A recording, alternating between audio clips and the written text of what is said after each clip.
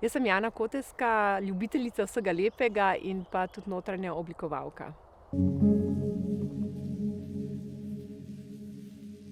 Varnost mi res zelo veliko pomeni, in sicer najprej pomislim na svoje otroke zdaj, ker smo družina, da se varno počutimo doma, da se dobro počutimo. Se pravi, če se varno počutimo, se tudi dobro počutimo in lahko izpolnjujemo sami sebe. Potem pomislim na varnost v cestnem prometu, tukaj smo sami odgovorni zase in tudi seveda za druge. Varnost je zelo visoko na moji lestvici in na splošno vpliva na življenje ljudi in na to, kako se obnašamo, če smo varni, ne.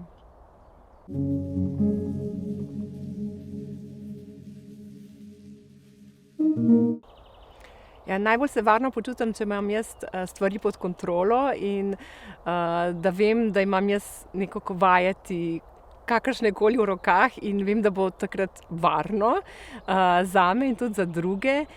Sicer pa je tukaj pomembno, zaupanje. Če ima nekdo drug vajeti v rokah, se pravi, moraš zaupati, da se dobro, varno počutiš, z njim, v sodelovanju, kakršnemkoli odnosu, a je to doma ali je to v službi.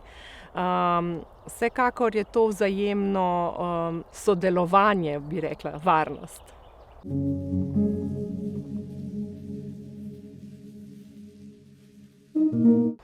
Jaz nerada stopim iz cone udobja, če vidim, da nekaj deluje, vendar imam rada nove izzive. In če imaš nove izzive, seveda moraš stopiti iz te svoje cone udobja.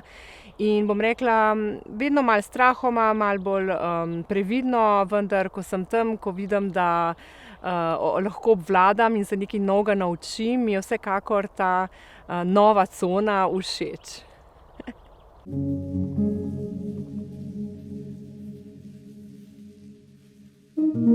Jaz se najbolj varno počutim, če pomislim res doma, v krogu svojih najbližjih, včasih tudi sama, v tišini, pod odejco, s kakšnim dobrim čajem.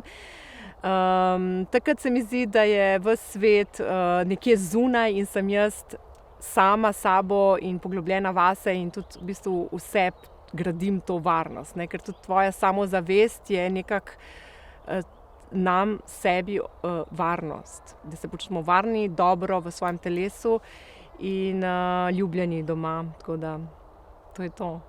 Dom.